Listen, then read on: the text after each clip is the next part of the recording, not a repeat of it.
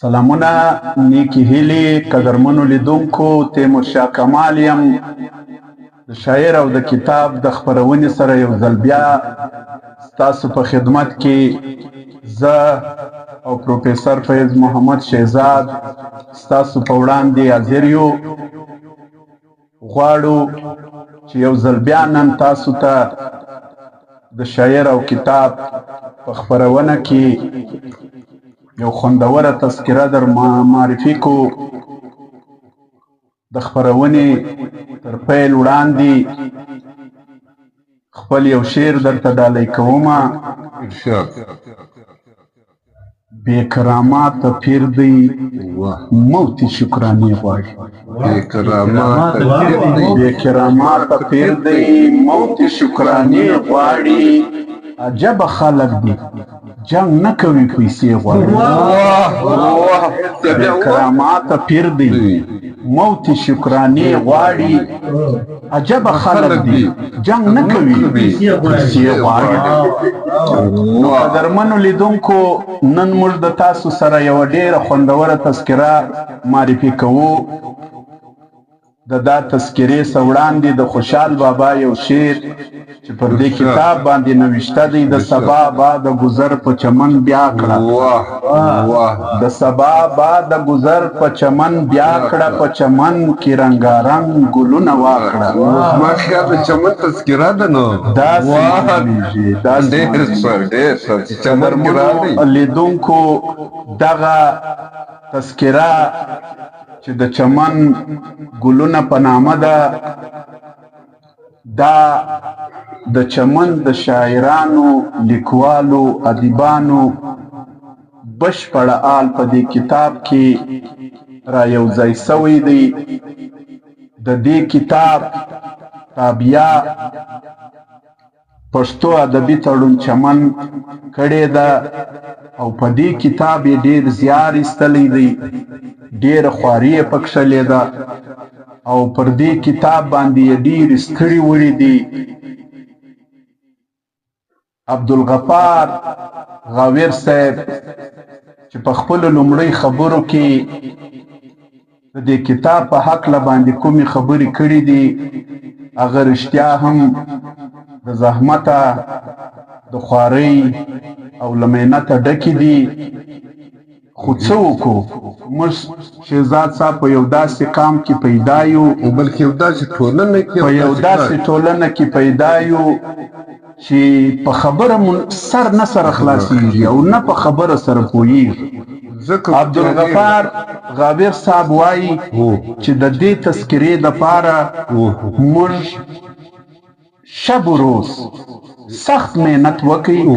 د هر شاعر کور ته د هر شاعر دفتر ته د هر شاعر دکان ته په یو وار نه په دوه واره نه په سلهاو واره ورغلي یو چې ستا کلام ستا د خپل ژوند حال او خپل تعارف دې راکړه خو د ټولو ستړو سربیره هیچا هم موږ ته دغه خپل مواد نه کړو را ډېرو کمو خلکو چې د هغه د پښتو سره مینه وه د خپل قام سره یې مینه وه د وطن سره یې مینه وه د ژبې سره یې مینه وه هغه خلکو موږ ته په ورین تندي باندې کلامونه را ورسول چې نن د دا کتاب زینت دی او چې نه دې ورکړي هغه به یقیناً د بل ځای ګیله هم کړي چې د ذکر ولې نه راوستم خو زه عبدالغفار غاویر صاحب عادل اڅکزي صاحب په دې کې زیاته خواري عادل اڅکزي صاحب دا ټولونه ټوله ده کړې ده عادل اڅکزي صاحب او عبدالغفار غاویر صاحب ته زه ډاډ ورکوم چې دا ستړې خالي ستاسو د چمن نه ده دا ستړې په هر ښار د پښتنو په وطن کې په هر کلي او وطن کې دا شی موجود دی او څه وخت چې عبدالباري اسیر صاحب د احساس سترګې کتاب چاپاوی زما یاد دی چې زه به یو دا خلکو له ورلېږلم ما ته به یې ویل چې ورسه ورته تا هغه مواد یو ځای کړو تا هغه شاعري راکړه تا ستا کلام راکړه دا زموږ کتاب و تا ته ولاړ دی دا ستړي ما په خپله ګاللي دي او ما په خپله وړي دي زه په دې باندې خبر یم او بیا دویم ځل چې څه وخت روشن اکتحاد چې 140 شاعران پکښې زه بیا د دې خلکو و کورو ته و دکانو ته دفترو ته و سکولو ته ورغلی یم ټیچرانو ادارو ته چې په هر ځای کې به شاعر وو ما به د هغوی سره دا مجلس کاوی چې وروره دا کتاب دا ستا د ژوند حال او دا کلام راکړه چې ته په دا کتاب کې خوندي سې ستا د ټولو خبرو زه ګواهي ورکوم او هغه عیني شاهد هم یم او دا خلک یا دا ټولنه خصوصا لیکوالان د احساس چې کوم دی نه احساس ذمهداري چې کومه ده نه دا ډېره کمه پر ځان بولي او لیکن تذکره تا ته معلومیږي نه ډېر ستړی کار ډېر ستړی کار دی او زه ژوب او بیا کلاسیک الله که مسلم باغ او د چمن بالکل او د یوې خبرې اعتراف وکړم نه چې دا د چمن ګلونو تذکره کوم وخت چې تاسو ما سره ذکر وکړي زه په خبر هم نه وم صحیح ما ته را رسېدل هم نه وو خو چې تا ما ته وویلې نه نو بیا زه ډېر خوشحاله هم شولم حالانکې زه ډېر په کتاب پسې ګرځم او په ادب کې دا موږ ته چې د ادب را رسېدلی دی موږ چې د خلکو را رسېدلی دا تذکره د تذکرې سره دا تاریخ دی دا مغز دی دا مغز وي بالکل نو دا تذکره په ادب کې یو دوی اهمیت لري د دې تذکرې دا وخت د تاریخ دانانو کار اسانه کوي په دې چې تذکرې د لارې څه چې کوم دی نه نوي نسلونه د خپل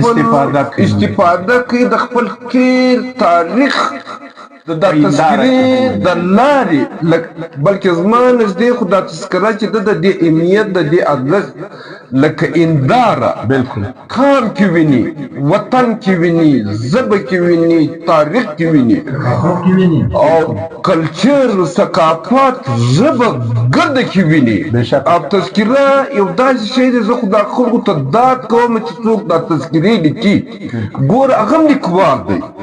هغه خپله شاعري خپل نثر شاته کی یعنی هغه خبره چې به شاعران ډېر خودپسنده دي پر ځان مین څوک دي د ځان واخوا ته څوک مني نه دا تذکرنکار چې کوم دی دغه د دا سوال جواب دی چې زه خپل ځان نه تا رامخته کوم او تا د تاریخ انداره جوړوم تا د تاریخ کیسه کوم عادل اچکزی صاحب چې دا ټیم د پښتو اکیډمي خازن هم دی نه او عبدالغفار غاوین چې هر وخت مو چمن ورغلی او بیا دا د چمن تذکره ده هغه چمن چې په تاریخ د چمن ذکر په تاریخ د چمن کوم نوم چې دی د سلام بابا یعنی د سلام بابا مسکن دی اوس د غاوین خبرې ما واورېدلې ما وویلې چې دا تذکرې زه څنګه ستړی کړم زه هم دغه علمیه د نن نه ده دا ډېره دغه علمیه د هر وخت بلکې زه د سلام عاشقزي حواله ورکړم سلام عاشقزي راغه سړی په دغه چمن کې پناه رخصتي وویل اوس زما په خیال چې زه له خپله مرګه بار شم کمال زما په خیال چې زه له خپله مرګه بار شم قدرمن به د څو زرو تر دینار شم ښه له ما څخه هر چا پیدو کولو لیرې ځم د بېګانه نیکانو جار اوس په دغه چمن کې پر سلام بابا باندې کوم پروګرام و په دې کې کندهار و آس پاس دا ټول راغلي وو او پر سلام بابا چې کار کړی دا ټول ناس وو ما یو خبره وکړه او هغه خبره زه بیرته کوم یعنی خبره په دې کوم چې دا خبر خرمانه د تذکرې ده خدا خبرم د چمن ده مزګار په کوم فخر پر کوونه هغه کې ما دا ویلې چې د سلام بابا د مزامتي ادب تاج مرد عاشقزي بابا پر سر وي د سلام بابا پر شک ولې چې هر چمن د صدقه تر دې چمن سي هر چمن د صدقه تر دې چمن سي زړولې دې چمن سلام بابا او د سلام بابا پر مینه پات عادل وفات عبدالغفار غابر رحمت الله درد او د ټوله ټولنه دا ثابتوي چې دا د چلام بابا کرل سوي ګلان دي هغه غوټۍ چې کومې دي نه هغه ګل سوې هغه نارونه چې د لګولي وو هغه نن بردارې درخې سوې او کم درد کم فکر کم غم چې د سلام بابا سره وو هغه د وارثانو سره ورسره دی لکه تا چې وویل چې عبدالغفار غابر وایي نه چې یوه شاعر ته څو واره زه ورغلی یم یوه کور ته زه څو واره ورغلی یم دغه کار چې کم دی نه دغه کار یې زبردسته کار سبا چې تاریخ لیکل کېږي نه د سلام بابا سره سره د عادل وو د عبدالغفار او د دوی د ټولنې ادبي کومه ټولنه چې ده نه دا به ښکاره وي چې چمن چې کوم دی نه هغه د ویاړ ځای دی هغه د افتخار ځای دی هغه د ژوندیو ځای دی زه به اوس داسې وکړم چې د لیدونکو سره به د کتاب پېژندګلو لږ وکړو بیخي مې خوښه نو ملګرو د کتاب نوم دی د چمن ګلونه ویناوال یې د چمن شاعران او راټولونکی عادل اڅکزی صاحب خپروندوی پښتو ادبي تړون چمن د پښتۍ طرحه محمد نعیم افغان کمپوزر محمد نسیم افغان بیا کتنه محمد عظیم ممتاز عبدالرزاق کاکیار او د چاپ کال 2012 1401 مریض او د چاپ شمیر 1100 او د خپرونو لړ یو د کتاب بیا 150 کالداري د عادل اڅکزي صاحب د تماس نمره ده 0302 22 4532 د چاپ کال پیوان وکم د چاپ کال 2012 یعنی 12 کال مخکې دا چاپ شوی دی ته خپل خبر په دغه نو دغه لړۍ چې کومه ده په دې کې عادل اڅکزي صاحب او عبدالغفار غابر صاحب د دوی د مهنت او د دوی د خوارۍ نتیجه ده دا ثمر دی په دې کې ټول ټال 50 شاعران را یو ځای سوي 50 شاعرانو د ژوند حال د هغوی د کلامونو نمونه او پر هغوی باندې غږېده دا یعنی دا مکمل بشپړه تر ټلیفون لمبره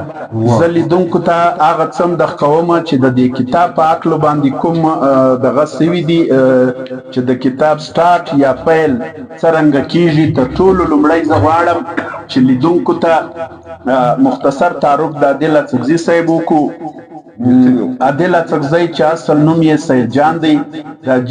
د جی عبدالله جان زوی په خټه اڅکزی سالیزی دی په 1981 میلادي کال د جنوري په 14 نیټه د چمن په مارملنګ نومي کلي کې زیږېدلی دی د پلرني ټاټوبي پلرنی ټاټوبی سویلي پښتونخوا چمن دی په پښتو ادب کې د قدرت په خوښه په خپل سري ډول د بیدیا د ګل په څیر راټوکېدلی دی دا نو په 1998 میلادي کال و چې لومړنۍ دیني زده کړې یا کتابونه یې د کور و څنګ ته مسجد یا جومات کې پر خپل دیني استاد ملا خدای نظر اخوند ولوستل د دې پس یې عصري زده کړې په خیروجان باغچه نومي سکول یا مکتب کې تر 10 ټولګي پورې ورسولې او همدغسې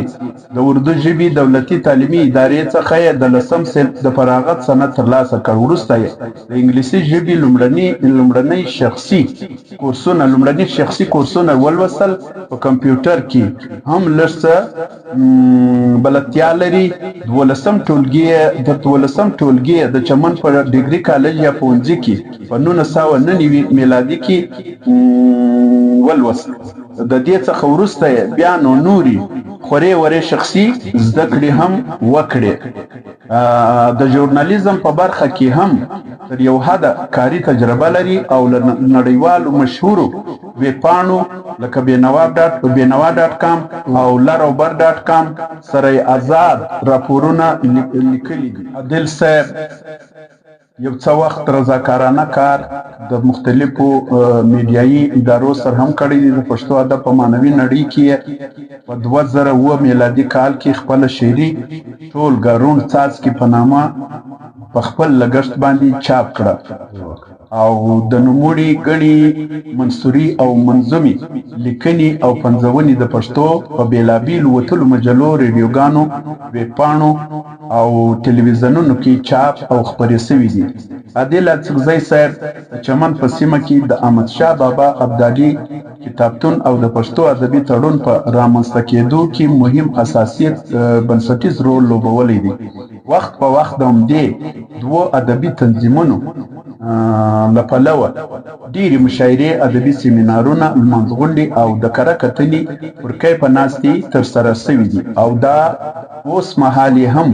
په دوامداره توګه عادل اڅکزي د تیرو ډېرو ادبي غونډو او مشاعرو راپورونه په اردو او پښتو ژبه قلمبند کړي دي چې له وخته سره سم به ورځپاڼو، مجلو او په نورو رسنیو کې هم خپاره شوي دي. نوموړی په لنډه کیسه لیکلو کې هم خپل قلم ازمویلی دی. که یې خورې ورې نثري لیکنې او مقالې سره راټولې سي نو شونې ده چې مناسب کتاب ترې مرتب سي.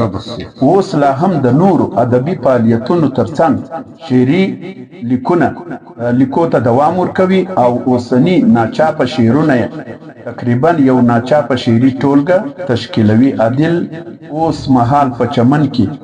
د خپلې کورنۍ سره یو ځای اوسي، همدلته په دې پښتني ښار کې خپل شخصي کاروبار مخ ته وړي او د عادل اڅکزي صاحب ډاکټر صاحب د عادل اڅکزي صاحب د کلام یو نمونه تاسو ته قدرمنو لیدونکو وړاندې کوم. دی په خپل کلام کې داسې وایي چې راووځه له خلوته عبادت کوو په ډاګه، راووځه له خلوته عبادت کوو په ډاګه، د پاک نیت په اساس به بغاوت کوو په ډاګه. واه ته بیا ووایه راووځه له خلوته عبادت کوو په ډاګه، د پاک نیت په اساس به بغاوت کوو په ډاګه. ژوندون چې په تروږمۍ کې راګوشه کاندو له بخله، سهار به د لمر غوندې سخاوت کوو. ډېر ښه شعر ته بیا ووایه. ژوندون چې په تروږمۍ کې راګوشه کاندو له بخله، سهار به د لمر غوندې سخاوت کوو په ډاګه. دونه که د هجر موږ ګاللي دي په پټه، د وصل پر موقع بیا شرارت کوو په ډاګه. او ښکلا ته د هر ښکلي موږ تعظیم لرو په زړو کې، ښکلا ته د هر ښکلي موږ تعظیم لرو په زړو کې، خو واوره له غروره یې نفرت کوو په ډاګه. ښکلا ته د هر ښکلي موږ تعظیم لرو په زړو کې، خو واوره له غروره یې نفرت کوو په ډاګه. له وهمه که سپین ږیري سي بېزاره له ملته، له وهمه که سپین ږیري سي بېزاره له ملته، د ځوانو په ټولۍ به قیادت کوو په ډاګه. شعر دی. له وهمه که سپین ږیري سي بېزاره له ملته، له وهمه که سپین ږیري سي بېزاره له ملته، د ځوانو په ټولۍ به قیادت کوو په ډاګه. تاریخ چې د افغان راته په ګوته کړي دښمنه، تاریخ چې د افغان راته په ګوته کړي دښمنه، پر هره توره کړنه دی نالت کوو په ډاګه. عادل ام نظري د هر رغنده نظر یو، عادل ام نظري د هر رغنده نظر یو، لوران غوندې نظره عداوت کوو په ډاګه. دا بیا ووایه، ډېر ښه ترکیب. عادل ام نظري د هر رغنده نظر یو، عادل ام نظري د هر رغنده نظر یو، لوران غوندې نظره عداوت کوو. خبره د دا روانه او د تذکره پښتو ادب کې د تذکرې اهمیت یقینا کلمه چې وویلې چې پښین لکه عبدالباري اسیر صاحب د اردو او د پښتو تذکرې ورکړي، دا رنګه کلاسیفلا او مسلم باغ ورکړي، او دا رنګه چې کوم دی نه چمن ورکړي، د عادل اڅکزي په مشري او په مرسته د غفار غابر یعنی 50 شاعران سره پر یو ځای کول اوس دا 12 کاله مخکې لیکل شوې تذکره ده ته اوس وګوره په دې کې څو نمونه داسې شته چې هغه وخت د چمنه پورې محدود و لیکن اوس یې تعارف په نیشنل حواله دی دا خو د تاریخ هغه د خوند کیسه ده او بیا زه چمن سره د ادب یو داسې ځای دی دونی پر ادب مین څوک دي چې سلام بابا پیش کوم ګلان چې دي هغه دونی د ژبې او د شعر او د ادب سره تړلي خلک دي زه د دا تذکرې سره سره چمن دغه وخت په ډېر تواتر سره او په ډېر سلسلهوار سره او په ډېر هغه منظم طریقه سره یو مجله 3 میاشتنۍ ده د پړاو په نامه بالکل د هر 3 میاشتې بعد دغه پړاو په هغه تسلسل سره روان ده او بیا د دې چې کوم ادبي ټولنه د هر میاشتنۍ پروګرام چې کوم دی هغه رنګ روان دی نو مقصد خبرې چیست دی مقصد خبرې دا دی چې عادل او د ملګرو چې دا کومه تذکره ما ته پښتو ادب ته ورکړل نه دا به د تاریخ حصه وي زما د دې څه دا خواست دی چې د دې تذکرې بعد چې په چمن کې څه ادبي سرګرمیانې سوي دي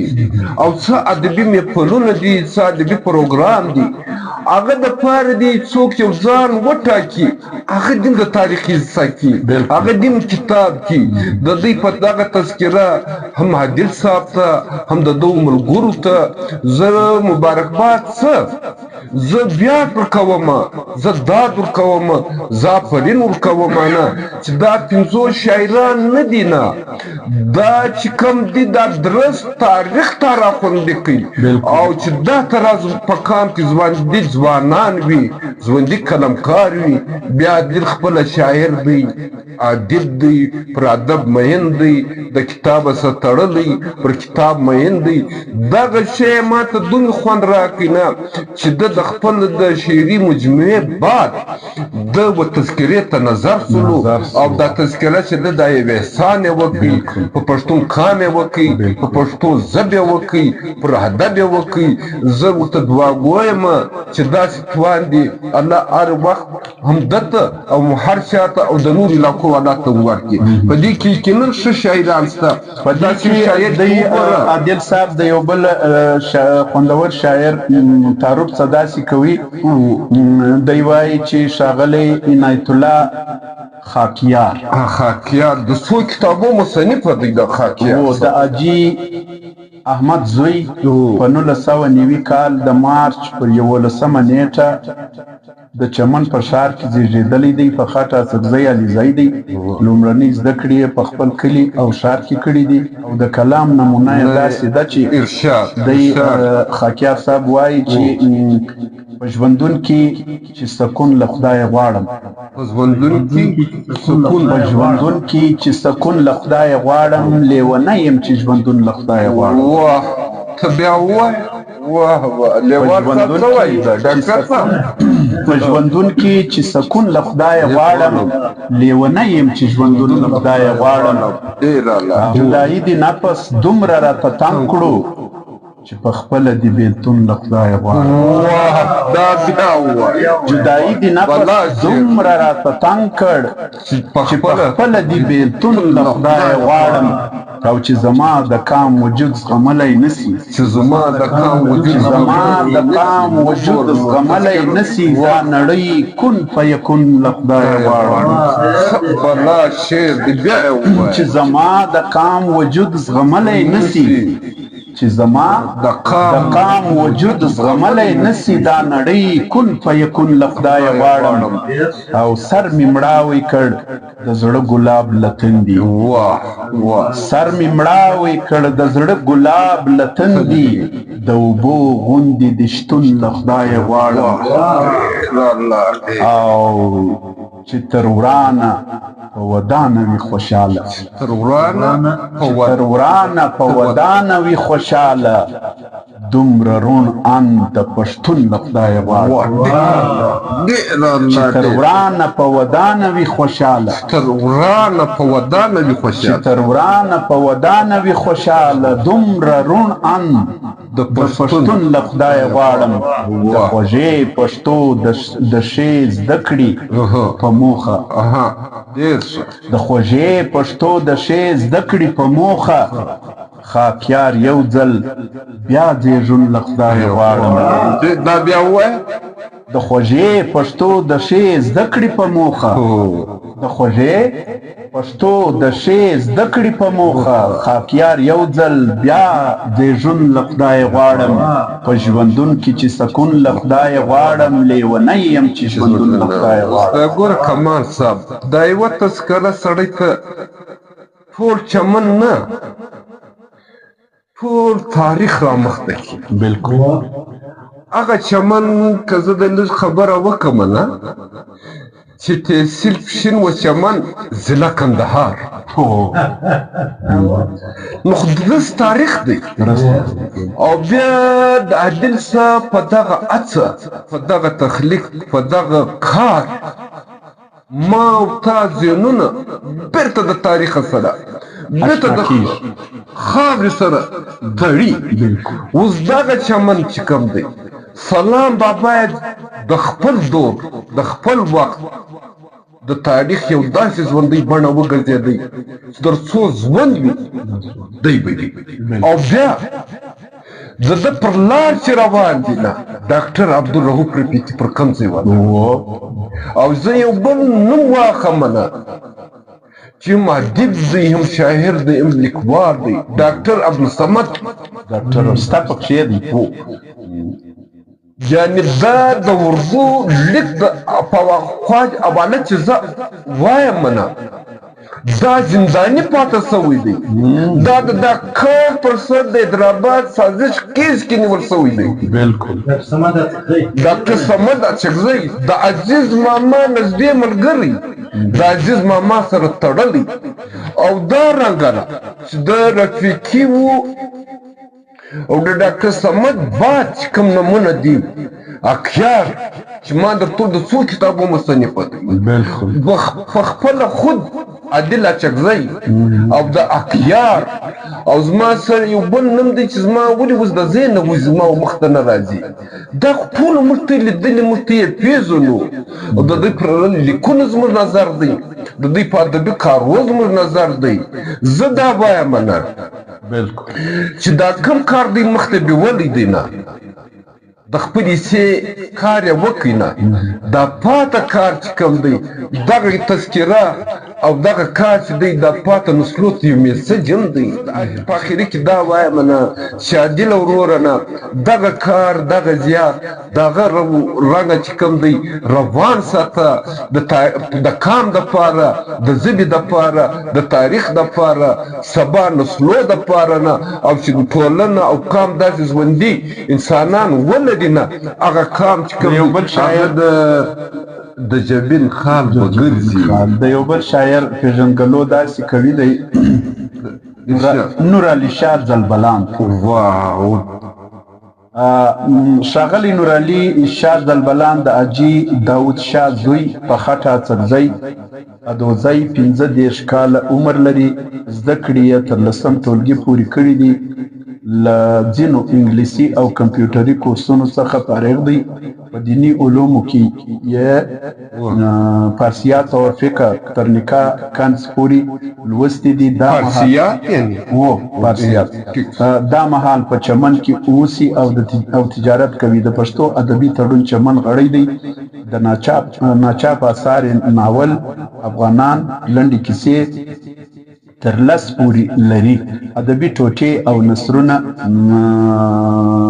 15 لري غزلي نظمونه او څلوريزي 155 لري نوموړی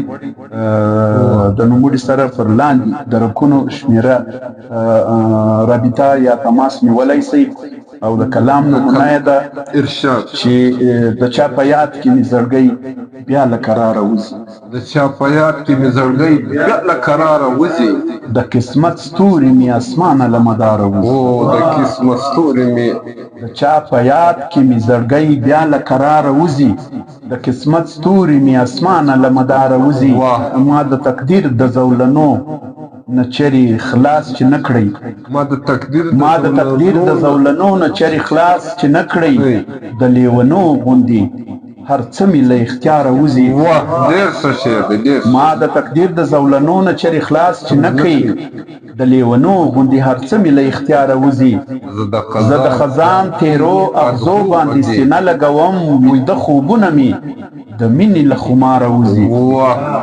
او تل راته ګوره په خندا زما په لوري اشنا تل راته ګوره په خندا زما په لوري اشنا ستا په کتلو مې زخمونه له پرهاره وځي او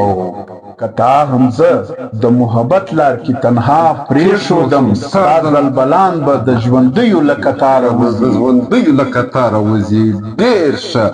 نو کمال صاحب چې هر څوک پر وګایي چې ما د خپل یو بل نوم دی زما یېرې جاجي رحمت الله د احمد مینه ناکه څوک یعنې چې څوک دې پر وګایېږي د دوی په دغه زیار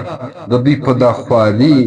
دا دې ته چې کوم وخت ورکړی دی کوم لګښت یې ورکړی دی دا لګښت چې کوم دی دا یې صحیح ځای لګېدلی دی دا وخت چې ورکړی دی دا وخت د تاریخ احساس وی نو زما څه الفاظ نشته نه چې زه د دوی ته داد ورکړمه د دوی ته افرین ووایم نه افرین عادل اچکزی صاحب افرین عبدالغفار غابر صاحب او د دوی ټول ملګري بلکې د چمن چې کوم ادبي مقام و کوم اهمیت یې و هغه ته را ژوندی ساتلی دي الله دې دوی ژوندي ساتي یقینا تذکره چې کومه ده نه هغه ډېر ښه کار دی او خدای دې وکړي دغه کار ته زما او ستا او دا چاپات شي قدرمنو لیدونکو او د پښتو ادبي تړون ټوله ملګرو ته چې څه وخت پښتو ادبي تړون پیاوړي لیکوال ته دغه تذکره ډالۍ کړه نو د پیاوړي لیکوال سره همدغسې په خپل کتابتون کې خوندي پرته وه او نن موږ دا د ټولو لیکوالو شاعرانو او د پښتو مینوالو ته دا تذکره وړاندې کړه د ټولو پښتو ادبي تړون چمن و ملګرو ته د پیاوړي لیکوال لخوا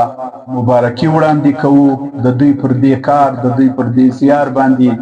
دوی ته شاباشۍ وایو په کار د زړه ماتې نسي او مخته هم خپل کار جاري وساتي او دغه کار چې تاسو کم ذکر کړی وو چې موږ ته خلکو شاعرانو کلامونه نه راکول نو پر دې باندې زړه ماتې کېږي ما دغه حادثه ما تاسو ته وړاندې وویل چې عبدالباري اسیر صاحب چې زما ورور دی هغه هم دا هڅه کړې وه چې په دغه د احساس په سترګو کې 81 شاعران را یو ځای کړل او چاپ یې کړل بیا یې په روشن نقطهات چې په اردو ژبه تذکره ده په دې کې 140 شاعران را یو ځای کړل دا باندې ډېر زیار اسیر صاحب وکړئ او بیا دویمه هڅه پیاوړي لیکوال ما وکړله چې زه پاته شاعران بیا را یو ځای کړم خو همدغه پیښه را سره وسوه چې ما سره نیمایي مواد اوس هم پراته دي خو ساه ورته اچوم خدای به وکړي یو ورځ به دوی را باندې مهربانه کړي او هغه کلامونه به راکړي چې زه برته په نوې تذکره کې د احساس سترګو او د روشن نقطې بعد ګپشن د شاعرانو یو بله تذکره چاپ کړو انشاءالله الله دې توفیق راکړي خو ستاسو پر زیار باندې ډاکټر اسمت الله ترین صاحب موږ سره تشریف لري طاهر لیوال صاحب او نور ملګري ټول تاسو ته پر دې کتاب او تذکره مبارکي وایي په کار د مخ ته تاسو خپل زیار او مهنت جاري وساتئ تاسو یو جهان مننه کوو قدرمنو لیدونکو تر بل کتاب مو زه تیمورشاه کمال او فیض شهزاد صاحب له تاسو څخه رخصت غواړو انشاءالله د بل کتاب سره به بیا ستاسو په خدمت کې حاضرېږو ژوندي ګړندي او کامیاب اوسئ ویډیو مخ ته شیروئ ملګرو دا به ستاسو د موږ د ادبي تنظیمو سره د ستړي پښتون سره ستاسو ادبي خدمت وي او دا به ستاسو د موږ سره مرسته وي د الله په امان ژوندي اوسئ